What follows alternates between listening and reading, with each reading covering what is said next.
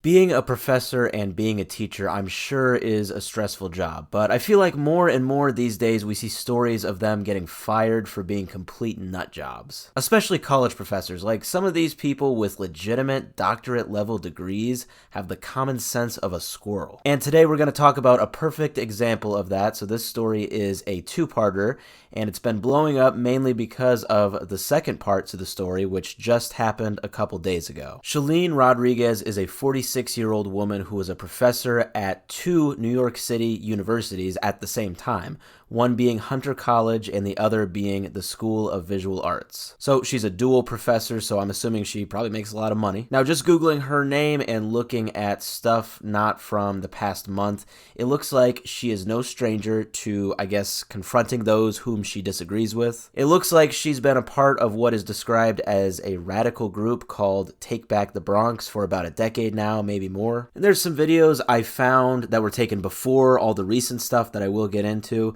which shows her basically protesting and in some cases harassing others that she doesn't agree with at different, venues, different protests, stuff like that. And take that as you will, okay? I'm not saying that she shouldn't do that. She is certainly within her right to use her voice to oppose those she disagrees with. But once you get physical, okay, once you go hands-on, that is when you have overstepped your rights. So the first part of our two-part story here, okay, this is disc one of the movie, all right? So this takes place on May 2nd of this year, so about 3 weeks ago. There was an anti-abortion or pro-life information table on campus at Hunter College that pro-life students were at, giving out, I guess, information and pamphlets and stuff. And anyone that is watching this that has been to college, mainly a public university, you know that this is very common, okay? You'll see information tables everywhere you walk, especially in like the main parts of the campus. You'll see tables for anti-abortion. You'll see tables supporting Planned Parenthood. You'll see tables supporting Trump. You'll see tables supporting Biden. Like, the list goes on. It's totally normal to see it. Part of being in college is assuming that you don't have the mental strength of a toddler and that you can walk past a table or a booth that you disagree with without destroying it. But that is exactly what Shalene Rodriguez did, or at least tried to do. So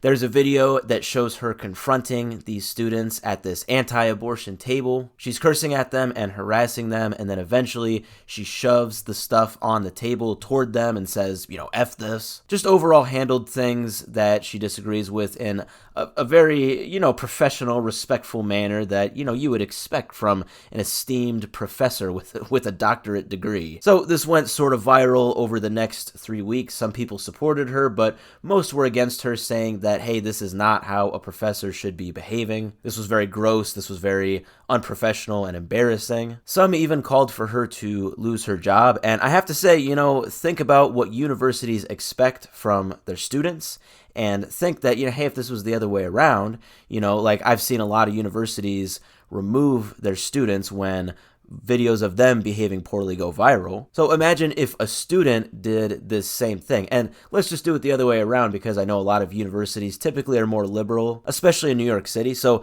imagine if a student did this to a pro-Planned Parenthood table. I would assume that they would immediately get removed from being a student there. And you would think that professors are even held in a higher regard, so especially a professor would get fired for that. But regardless, Shalene stayed a professor. Okay, and so now it's time for me to dust off disc 2 of our feature film, okay, part 2. So everybody get their intermission in, okay, get their bathroom break in, get your snacks for round 2. All right, so 2 days ago, on May 23rd, a New York Post reporter and a camera guy went to Shalene's apartment building and knocked on the outside of her door in an attempt to get a comment from her regarding the previous incident, where she harassed the pro-life table. Now, some could argue that this is unnecessary, that reporters should leave her alone at the place that she lives at. And you might be surprised that I mostly agree with this. While it is within their right to go to the outside of her place of living,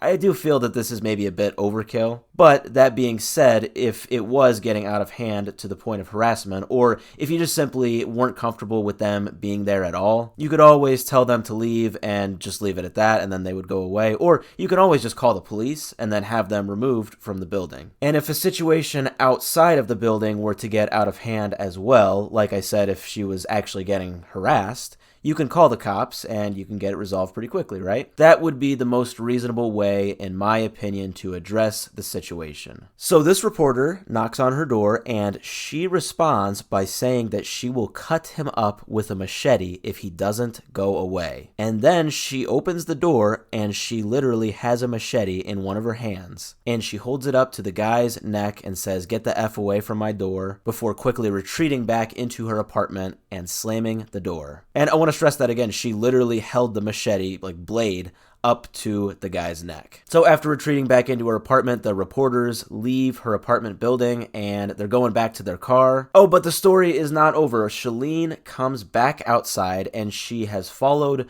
the two men back to their car. She's still got the machete and now she has got a hoodie on with the hood up. I'm assuming this hoodie gives her a +2 critical hit chance or something. So she walks up to the reporter and she points the machete at the guy, and the cameraman brings up his camera and snaps a photo. Shalene sees this and ducks her head down, I think attempting to hide her face from the picture. But little does she know this is all captured on the dashcam footage of the car. So Shalene then chases after the camera guy, still wielding the machete. At this point, she's going full Ninja Gaiden. She chases him around the car, and then she retreats into a nearby beauty salon. I don't know why, maybe to drink some stamina potions or something. And thankfully, that ends the altercation. I'm assuming these two guys quickly drove away before Shalene could charge up her attack. And to conclude our story, so epilogue time, 2 days after this incident today, Shalene has turned herself into authorities and she was arrested. She was also fired from Hunter College just hours after the machete video was released, and apparently the other university she works at is in the process of looking into things before making the decision to fire her, which I'm sure they probably will. Shalene Rodriguez is someone who seems to have a track record of protesting and harassing.